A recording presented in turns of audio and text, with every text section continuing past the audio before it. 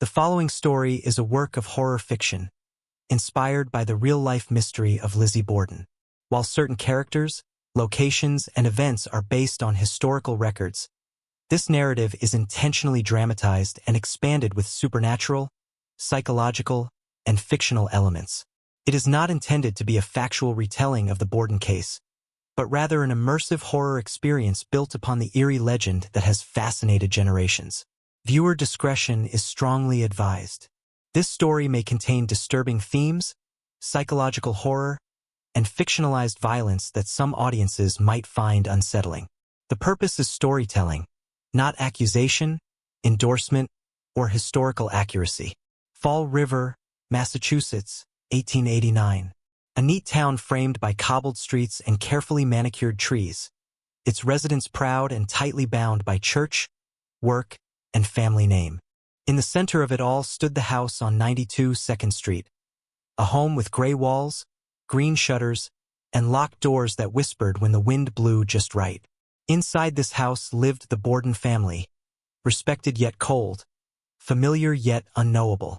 There was Andrew Borden, a self-made man with more money than warmth, whose iron sense of thrift was known throughout town.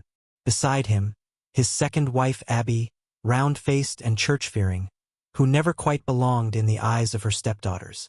Upstairs lived Emma, quiet, obedient, emotionally distant. And then there was the youngest, Lizzie, a puzzle wrapped in corsets and contradictions. At 28, Lizzie was unmarried, unusually artistic, and prone to silence. She often wandered alone to the attic, where she claimed the light was best for drawing.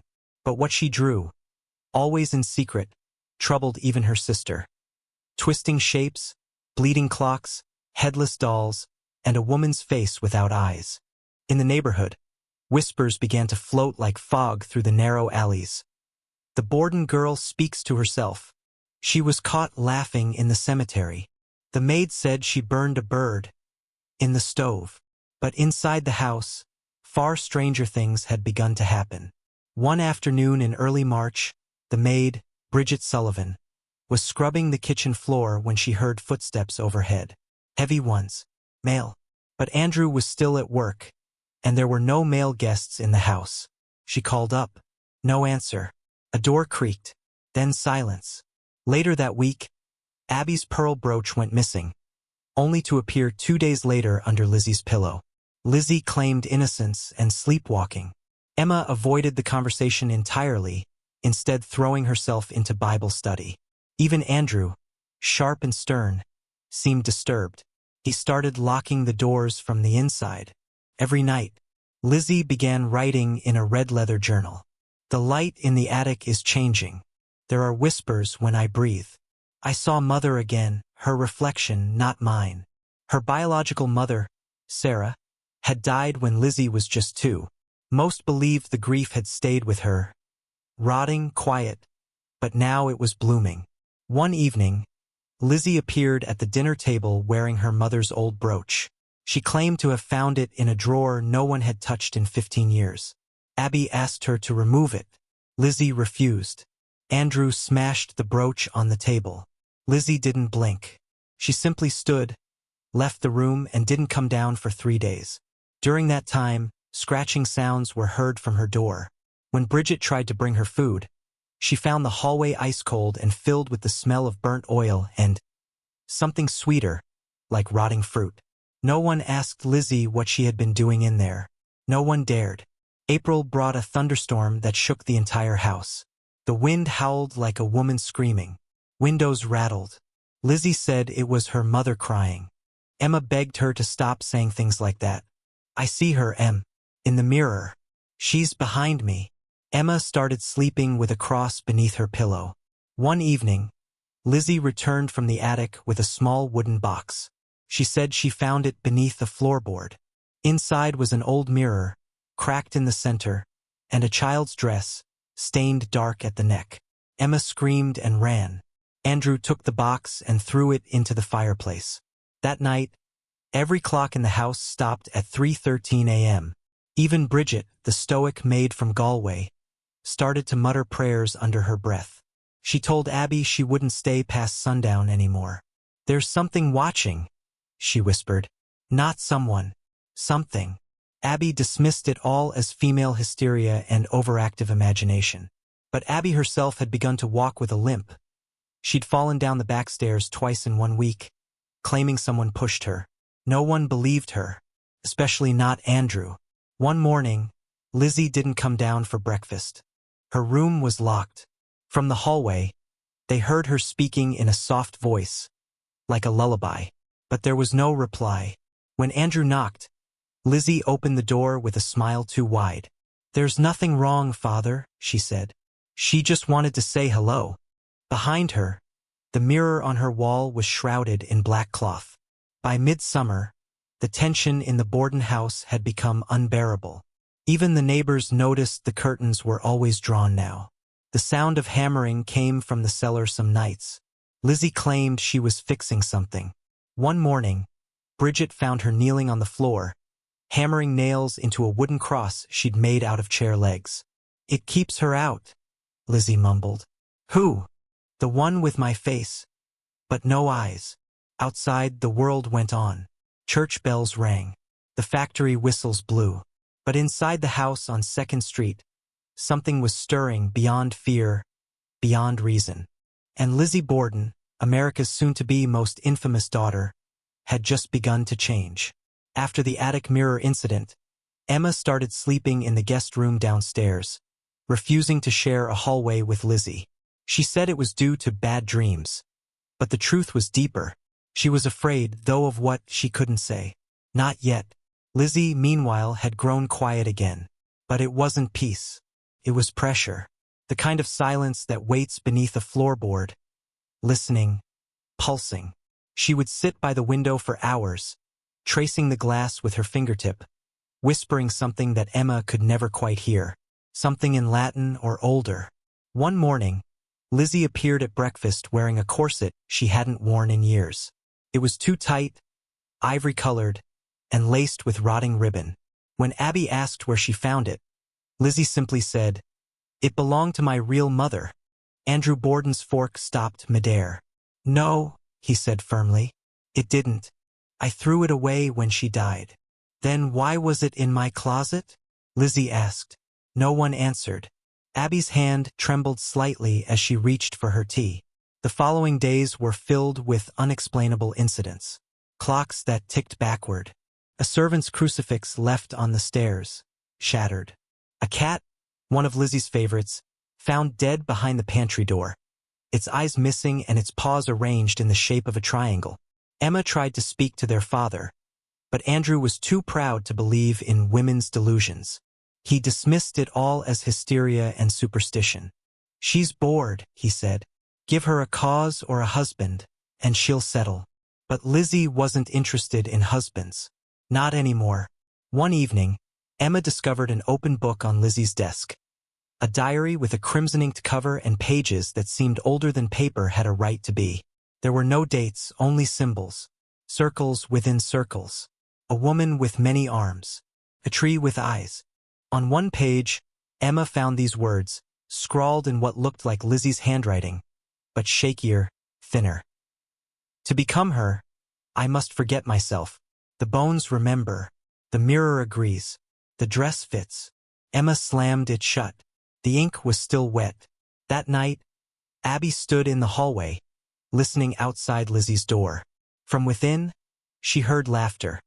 Two voices, identical, overlapping.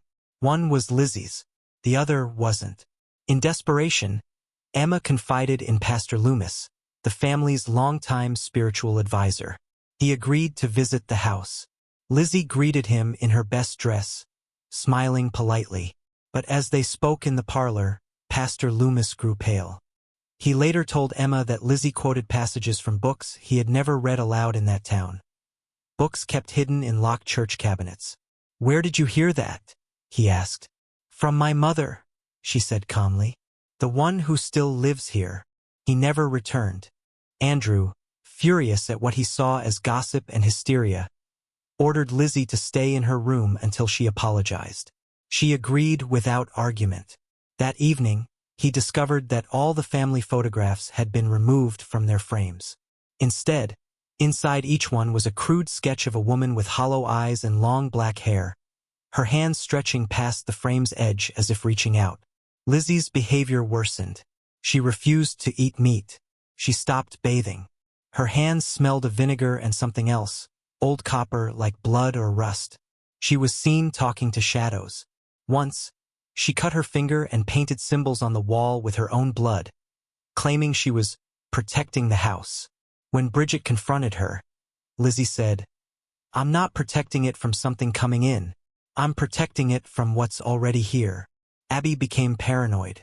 She nailed her door shut at night and took to sleeping with a butcher's knife under her pillow. She kept a small mirror covered in cloth near her bed. She refused to look into any mirror in the house after claiming she saw a woman wearing her own face blinking back at her, but the reflection smiled before she did.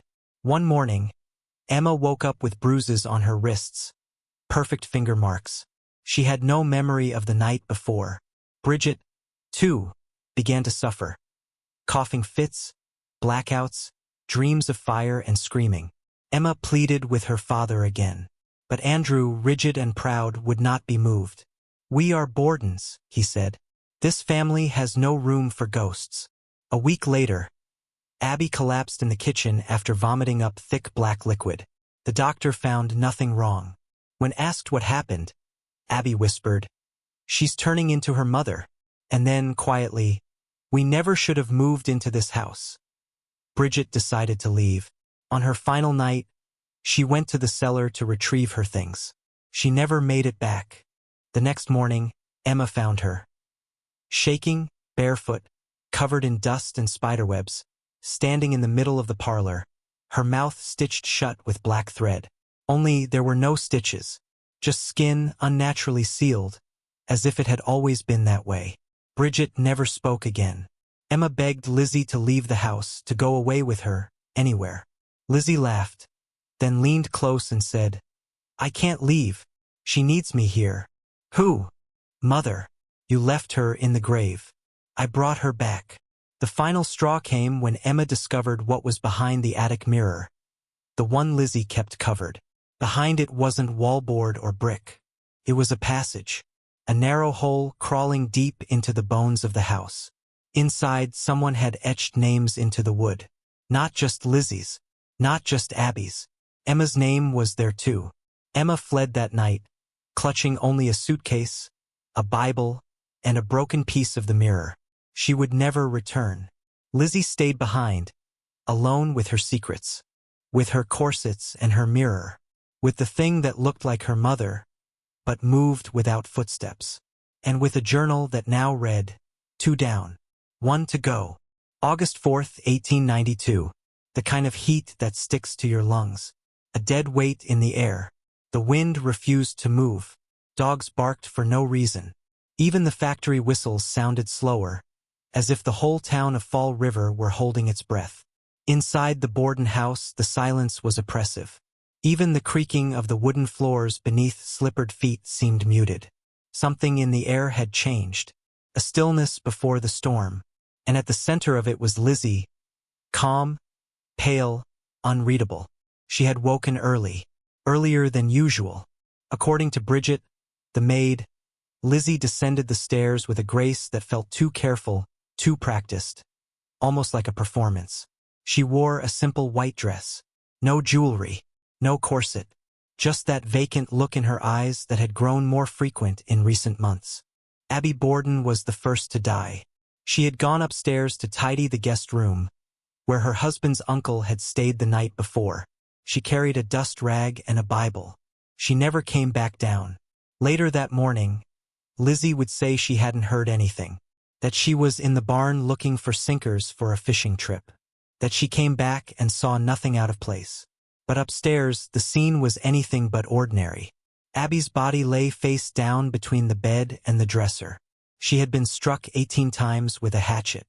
Most of the blows landed on the back of her head, cracking through scalp and bone. Blood soaked the rug and sprayed across the floral wallpaper like a painter's careless brush. Her left shoe was missing. A pearl earring had rolled beneath the bed. There was no scream, no sign of a struggle, just silence and then blood. Andrew Borden came home shortly after 10:30 a.m. He had gone to town for business, only to return early because he didn't feel well. According to Bridget, he looked tired. He asked if there was any mail, then sat on the sofa in the parlor to rest. Minutes later, he too was dead. He had been struck 10 times in the face. His left eye was split in two, his nose nearly severed. The first blow killed him instantly, but the others had followed in a frenzy, as if the killer hated what was already dead. Bridget, who had been in her upstairs room recovering from a headache, claimed to hear nothing until Lizzie called out, "Maggie, come quick! Father's been hurt." She found Lizzie standing in the doorway of the sitting room, her hands clean, her voice steady. There was no sign of panic, no tears. The police arrived shortly after 11 a.m. The scene was chaos. Neighbors gathered outside, whispering, pointing. Reporters rushed in, smelling a sensational story. What they found inside was something else entirely. 2 butchered bodies. No signs of forced entry. No blood trail. And Lizzie, silent, calm, detached. Detective George Seaver questioned her. "Where were you when your father was killed?" "In the barn," Lizzie replied. "Did you hear anything?" "No. Only when I came inside." "Did you see anyone suspicious today?" "No. But a man came yesterday asking for work. Maybe it was him." Her answers were flat, rehearsed. Her voice never wavered. It was this calmness that disturbed the police most. Later, in her bedroom, they found a dress. White linen, slightly damp. No visible blood, but the fireplace smelled faintly of burning cotton. Ashes were still warm. Bridget said she'd seen Lizzie tending to the fire not long before police arrived. In the cellar, the hatchet was discovered. Its handle broken, its blade rusted. It had been cleaned recently. Too recently. Still, there was no direct evidence. No bloody clothing. No weapon with fingerprints. Just the silence and the heat. That night, the coroner removed the bodies. Andrew's face was covered with a handkerchief. Abby's head was wrapped in cloth. But their injuries had left marks far beyond the physical. The coroner later wrote in his journal, "I've seen hatchet deaths before, but these felt ritualistic. Too precise. Not rage. Not robbery. Something darker. Like a message." In town, theories flew like flies around the corpses. Some blamed vagrants. Others whispered of a scorned servant. But most pointed a trembling finger at Lizzie. She hadn't cried once. She changed her story more than once. And there had been strange stories about her for years. One old shopkeeper even claimed she had come in weeks earlier asking for poison. "For a cat," she said. Emma returned home the following day, having been out of town during the murders. She didn't embrace Lizzie.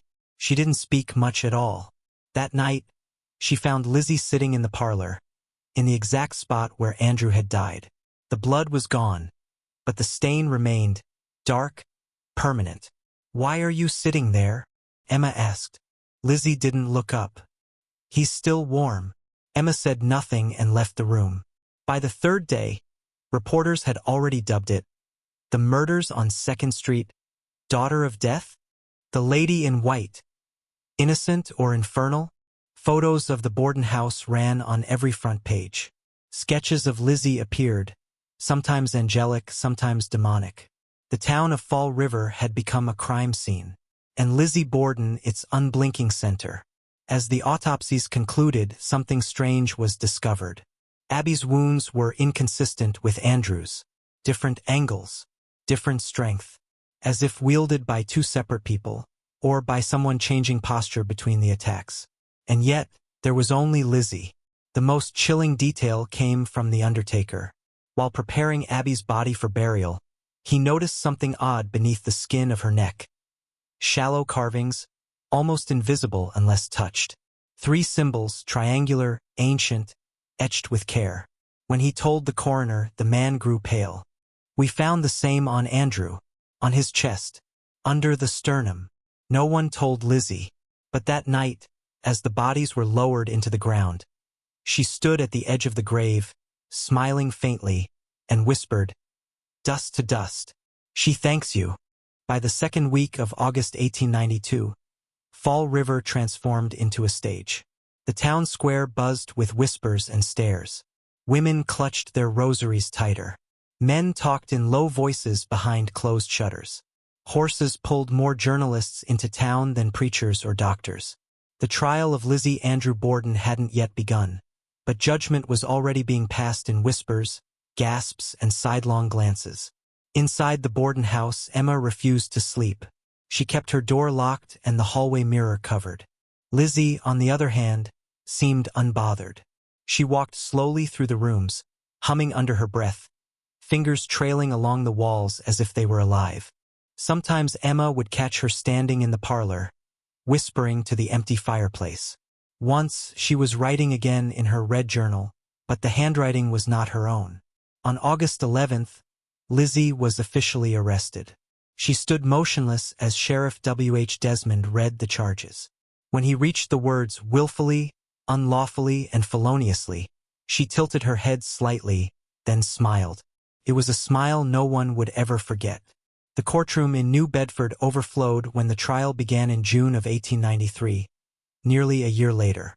The prosecution painted Lizzie as a calculating murderer, hiding rage beneath porcelain composure. The defense argued she was a fragile, God-fearing woman, unfairly accused and demonized for being odd, unmarried, and independent. But even the jury couldn't ignore the details that didn't belong in a courtroom. A servant who refused to speak after the murders. A broken mirror buried behind the house. A dress burned in the kitchen stove. The hatchet with a missing handle, found in the cellar. Bridget Sullivan was called to the stand. Pale and visibly shaken, she barely made eye contact with Lizzie.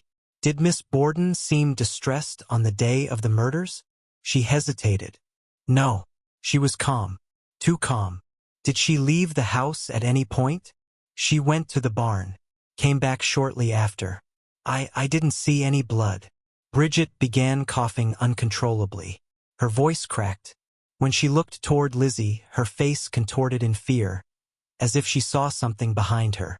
One of the most damning moments came when the prosecution presented Lizzie's journal. They claimed it had been found under a floorboard in the attic. Inside were drawings, crude, erratic, disturbing. Stick figures dismembered, bleeding. A circle with eyes. A woman's face melting into fire. The final page contained only 2 lines. She took my father. I gave her my soul. But the defense dismissed it as fantasy and forgery. The journal had no date, no fingerprints, and the handwriting was inconsistent. Still, the crowd whispered. One woman fainted. Another left the room muttering scripture under her breath. Then came the mystery witness. He was an old man, tall, wearing black from collar to boots. No one recognized him. He said he was a former boarder at a nearby inn and had once seen Lizzie wandering near a graveyard at midnight, months before the murders. She was speaking to the ground, he claimed, and when she turned, her eyes weren't her own. The judge called his testimony irrelevant. The man vanished the next day. Emma Borden was called last. She trembled as she took the stand. Her hands clutched a lace handkerchief. She refused to look at Lizzie. Did you ever fear your sister? Emma stared at the floor. Not until she started whispering in her sleep. And what did she whisper? A pause. Then, she said mother was in the mirror, that she wanted her back. A hush fell over the courtroom. Do you believe your sister is capable of murder? Emma's voice dropped to a whisper. I don't know if it was still my sister. The defense countered by citing lack of direct evidence, emphasizing Lizzie's Christian values, her donations to the church, and her reputation as a Sunday school teacher. They made her a victim of patriarchal suspicion, a woman boxed in by expectations and punished for being different. The final twist came from the forensics team. In a sealed report, never fully explained in public, a strange observation was made. Andrew Borden's chest bore a symbol, one that reappeared beneath the bruises, carved lightly into the flesh. The shape was triangular, looped, and unlike anything medical staff had seen before. The defense dismissed it as a coincidence. The prosecution couldn't explain it. It was never mentioned again. On June 20th, 1893, the jury delivered its verdict, not guilty. Lizzie wept for the first time, but those who stood near her said her tears were dry. And behind her, someone swore they heard laughter. Outside the courtroom, a journalist asked her what she planned to do now. Lizzie looked straight ahead and said softly, "She still wants more." When asked who she was, Lizzie turned and smiled. The trial was over, but the story wasn't. Not for Fall River, not for Emma, and certainly not for the house on 2nd Street. Because something had been awakened, and it had witnessed everything. The courtroom was silent, like a funeral parlor dressed in legal robes. The trial of Lizzie Borden had finally begun, but what was at stake went beyond a verdict. It was the performance of her life and mine. I was there for every chilling moment. I took the stand, sworn in, a trembling oath on a Bible I no longer trusted. My name echoed in the chamber, and every eye turned toward me, searching for guilt by association. I wasn't the only one. The prosecution paraded housemaids, neighbors, doctors, and even that ridiculous cat from across the street that always watched Lizzie's window. They called Bridget Sullivan first, the maid, the witness to the aftermath, not the act. Her voice shook as she recounted hearing Lizzie laughing after discovering her father's caved-in skull. But her words were ambiguous, open to interpretation. That ambiguity became a theme. The trial wasn't about truth. It was about narratives. The prosecution. Skeletons and spectacle. The prosecution painted Lizzie as a cold, calculating monster who'd long resented her stepmother and grew tired of her father's control. They spoke of money, inheritance, poisoned milk, and a failed attempt to purchase prussic acid days before the murder. The chemist testified he refused the sale. They introduced photographs, black and white prints of bodies that looked like puppets torn from the inside. People gasped. One woman fainted. But Lizzie sat, her hands folded, face blank. It wasn't detachment. It was control. She did it, the lead prosecutor thundered. And she did it in the calm of her home like peeling an apple. The defense, virtue, and veneer. Lizzie's lawyers were theatrical. They played up her religious devotion, her charitable work, her delicate constitution. They argued that no woman of her refinement could do such a thing, especially not in the nude, as the theory went, without getting even a drop of blood on her. She was menstruating. Her lawyer whispered to the jury at one point, "Does a lady, in such a state, commit murder?" They cast suspicion on a mysterious man seen near the house. They emphasized the lack of physical evidence. The murder weapon, disputed. The timeline, vague. The motive, circumstantial. Their ace, however, was Lizzie's performance. When she fainted in the courtroom during a reading of the autopsy, even I momentarily forgot what I knew. The cold room journals, and then came something unexpected. The defense moved to suppress what came to be known as the cold room journals. These were 4 small leather-bound books found under Lizzie's mattress after her arrest. Most pages were mundane, shopping lists, weather, poetry. But between verses and recipes were dark sketches of a woman holding a cleaver, notes about dreams where the stairs bleed, and references to a locked cold room where father's voice echoes like a dropped knife. I had seen these books once in secret. I never mentioned them to anyone, but now, held up in court, they felt radioactive. Her defense argued they were the fantasies of a bored, oppressed woman. The prosecution whispered they were blueprints for murder. The judge ruled the journals inadmissible, but the image stuck. My own testimony when I took the stand, I told the truth, at least the version I could live with. I said Lizzie was peculiar, yes, but kind, intelligent, distracted, sometimes moody, often lonely. I mentioned the pigeons she kept in the attic, how she cried when her father slaughtered them. But would she have killed him for that? The lawyer asked. I hesitated. My silence was more revealing than any confession. Public circus outside the courthouse. Vendors sold hatchets made of gingerbread. Children chanted, Lizzie Borden took an axe. The town was split, half convinced she was the spawn of the devil, half saying no woman could have committed such a brutal act. The press loved every second. Sketch artists drew her like a Gothic heroine, tragic and misunderstood. Rumors swirled. Seances in the Borden parlor, blood-written letters, the ghost of Abby walking the halls. And through it all, Lizzie remained composed. Or perhaps calcified. A verdict whispers, then came the moment. Not guilty. The words struck the room like a faulty clock chime. Unexpected, almost wrong.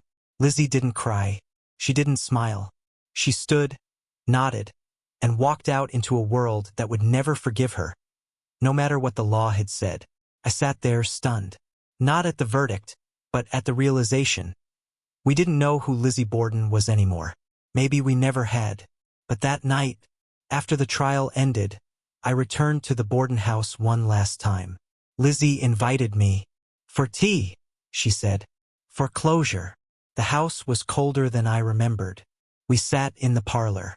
The clock ticked off tempo. Her fingers curled around the teacup like claws. I looked at her, and for a brief second her face changed.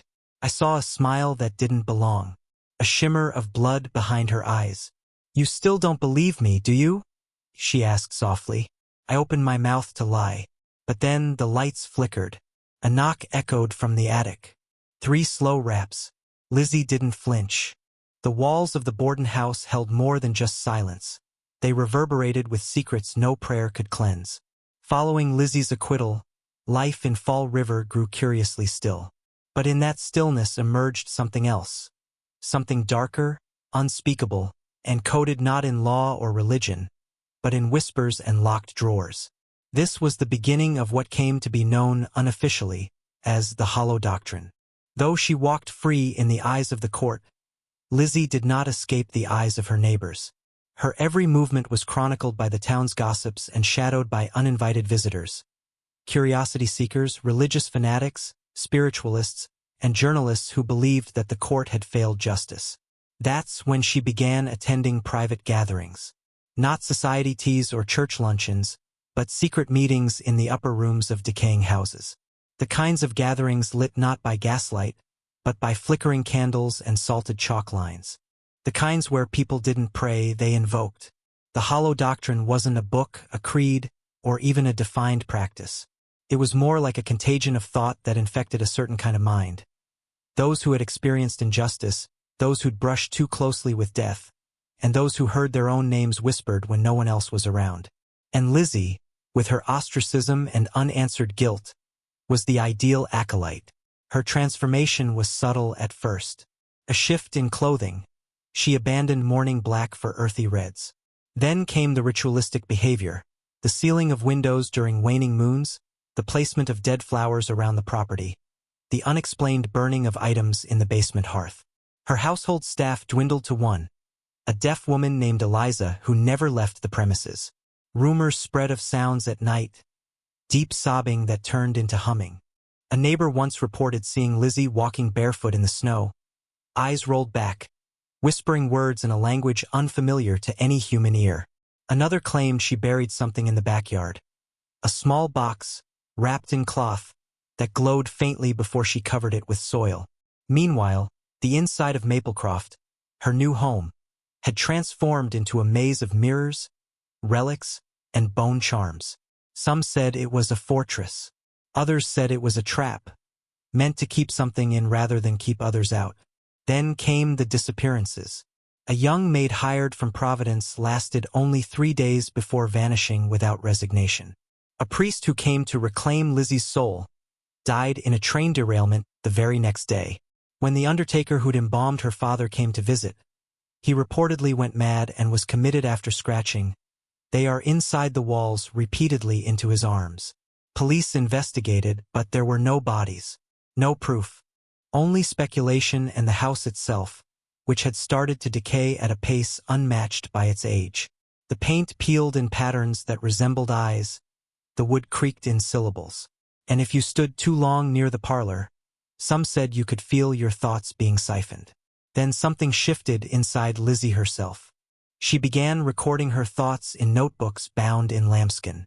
These journals, some discovered decades later, read like both confession and invocation. She wrote not of her innocence, but of her alignment. "I wasn't acquitted by the court," she wrote. "I was accepted by something older." By then, local clergy refused to step foot on her street. A makeshift barrier of salt and iron spikes had been installed by townsfolk around her property. Children told stories of seeing her silhouette at night, but the shadow moved before the body. One girl claimed that Lizzie appeared in her dreams and showed her how to peel the soul from a person like a glove. But the hollow doctrine wasn't limited to Lizzie anymore. Some say it spread like a weed, others say it chose. In Providence, a series of similarly ritualistic behaviors emerged among the children of women who'd once worked in the Borden household. 2 girls were found drawing complex sigils using the ashes of burned hymnals. A young boy was caught attempting to mummify a cat. None of them remembered doing it. Spiritualists believed Lizzie had opened a portal, or perhaps reopened one already embedded in the fabric of Fall River, masked for generations beneath the guise of colonialism and civility. The house on 2nd Street, they claimed, was a tear in reality. Lizzie hadn't made a deal. She had fulfilled a dormant clause. She wasn't the daughter of a businessman. She was the inheritor of a curse, or perhaps a calling. And then, as suddenly as it began, it all stopped. Lizzie ceased attending gatherings. The candles no longer burned. The house grew silent. For 3 weeks, not a single soul saw her. Until one day, a telegram boy found the front door wide open and every mirror in the house shattered from the inside. Lizzie was gone. She wasn't buried. She wasn't found. All that remained was her final journal entry. "They offered me absolution, but not the kind the church grants. They asked only for silence in return. I have never spoken a word of truth in court. But tonight, in the hollow spaces between heartbeats, I will finally confess." Some say she became part of the house. Others believe she stepped fully into the doctrine and became something neither dead nor living, but constantly watching. Those who visit Maplecroft today claim the walls hum at dusk. And if you stay long enough, the mirrors, replaced time and time again, crack once more. As the trial commenced in June 1893, the small town of Fall River transformed into a theater of scrutiny and whispers. The courtroom was flooded with spectators, journalists, and sketch artists eager to capture every blink and breath of the woman at the center of the storm, Lizzie Borden. Outside the courthouse, vendors sold souvenirs, and inside, the air was a fusion of oak dust and electric tension. I remember sitting still, clad in somber black, my gloved hands resting firmly on my lap. Every time I glanced toward the jury, I wondered, could they see the truth, or only what they wanted a daughter to be? The prosecution painted me in strokes as sharp as father's axe. They emphasized my lack of grief, my change of clothes, the burning of a dress days after the murders. Bridget, our maid, testified that I never called for help until after the discovery of Abby's body. They speculated on my inheritance, jealousy, years of repressed resentment toward my stepmother. But the defense, led by former Governor George Robinson, fought back with equal fire. No blood was found on me. The weapon had never been definitively linked. The timeline was murky, and there was no eyewitness. They said, a woman, a Christian from a respected family, could she really do such a thing? I listened as doctors testified. They spoke of the blows, over a dozen to my father's skull. They speculated on rage, on overkill. Their voices echoed through the wooden walls like ghosts. I felt them tightening around my ribs. Then came the headlines. Lizzie's stare, empty or evil? Borden girl sows in court as murder is discussed. The papers painted me 1,000 ways. Monster, martyr, madwoman. I was no longer a daughter. I was an icon of dread. But what no one saw was how I stopped dreaming. Nights in the jail before trial were torture. The walls whispered Abby's last breath. I heard the thump of father's body falling again and again. I saw shadows shaped like axes. My cellmate once asked, "Did you do it?" I stared at the ceiling. "What if I don't know?" She chuckled. "That's worse than guilt." Inside the courtroom, another kind of trial unfolded, not just legal but spiritual. The Borden name was now dust. My church no longer welcomed me. Former friends avoided eye contact. My sister Emma remained by my side, loyal, protective, and quietly trembling. One night, she slipped me a note. "Stay strong. God sees all, even what men twist." I held that paper to my heart like a shield. Then came the journal. A discovery. A letter written by Abby weeks before the murder, never submitted to court. Spoke of tension, fear, and being watched in the night. It was never read aloud. Never admitted as evidence. I later found it, buried beneath books in Father's office. And it chilled me. She wrote, "I do not sleep soundly. There are footsteps that do not match the floorboards. Andrew dismisses my concerns. But the house is colder than before." It was signed simply, A.B. Was it a confession? A fear? A ghost already forming? The trial closed after weeks of tension. As I stood to hear the verdict, my legs nearly gave. The jury announced, "Not guilty." A hush, then a roar, then silence again. Some wept, others hissed. I remember only the pounding in my ears. Later, as we walked past the crowd, someone spat on my dress. Even freedom came with chains. Fall River, Massachusetts, after Lizzie's trial. A town smothered in silence and rotting with suspicion. The Borden house stands eerily untouched, a place more mausoleum than home. Candle the slow decline after her acquittal in 1893. Lizzie purchased a grand home at 306 French Street with her sister Emma, naming it Maplecroft. But peace did not follow her. The townspeople still crossed the street to avoid her. Children whispered the rhyme behind her back. Lizzie Borden took an axe. Housekeepers were hard to keep. She threw lavish parties, but no one came. Reporters called her a phantom hostess. Maplecroft, despite its stained glass and mahogany trim, was a mansion of echoes. No footsteps, no laughter, only her own breath against the velvet drapes. Emma, always stern and private, tried to force normalcy. But her nerves wore thin. She'd find Lizzie murmuring to herself or waking in the night to scribble in a red leather journal. A journal that smelled of ash and mildew, pages filled with line after line of, "They were already dead." Drop of blood. Emma's departure in 1905, something finally snapped. Emma Borden packed her belongings and left in the middle of the night. No note, no explanation, no contact again. Lizzie told the press, Emma went west for her health, but neighbors claimed they heard shouting. A violent argument followed by glass breaking and sobbing that didn't sound human. After Emma left, Lizzie began locking doors inside the house. Servants were told to stay out of the parlor. The piano, once played weekly, stood untouched. A neighbor saw her digging in the garden late at night in a black nightgown. Page facing up the red journal one day, a hired maid, new to town, unaware of the gossip, was asked to dust the study. She found the red leather journal unlocked. Its pages were more frantic now, not just words but drawings. Heads split in half, axes with smiling faces, her father's eyes stitched shut. One entry read, "If they knew what he did, they would have hung me with flowers." The maid quit the same day. Spiderweb. The final visitors in 1905, two doctors from Boston, Dr. Prescott and Dr. Riley, visited Maplecroft, claiming they were working on neurological delusions in isolation cases. Lizzie allowed them in for tea. Only one left. Prescott returned to Boston and published nothing, refusing to speak of the visit. Riley's name never appeared again in any newspaper, census, or medical registry. Lizzie, when asked, claimed, "He went to the sea," but rumors swirled. A fisherman claimed to see a bloodied man staggering into the rocky waves near the harbor, mumbling, "She showed me the real truth."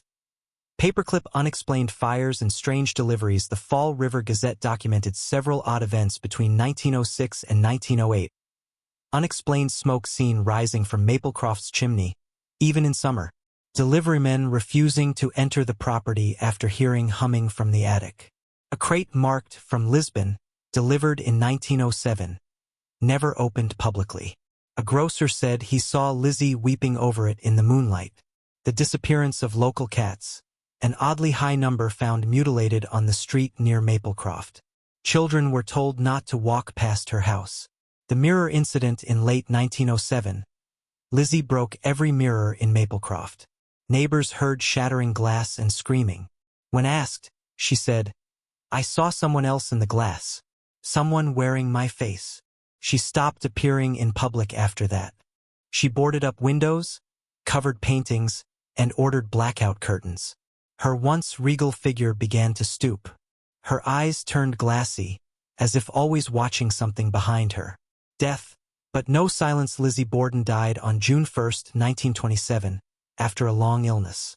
No visitors came to her bedside. No mourners attended the funeral, except one. A tall man in gray with no eyebrows and gloves far too tight for summer. She was buried beside her parents. But those who passed her grave claimed it was warm to the touch, even in winter. Performing Arts Epilogue. The Hollow Doctrine. In 1951, a construction crew renovating Maplecroft found a hidden compartment behind the fireplace.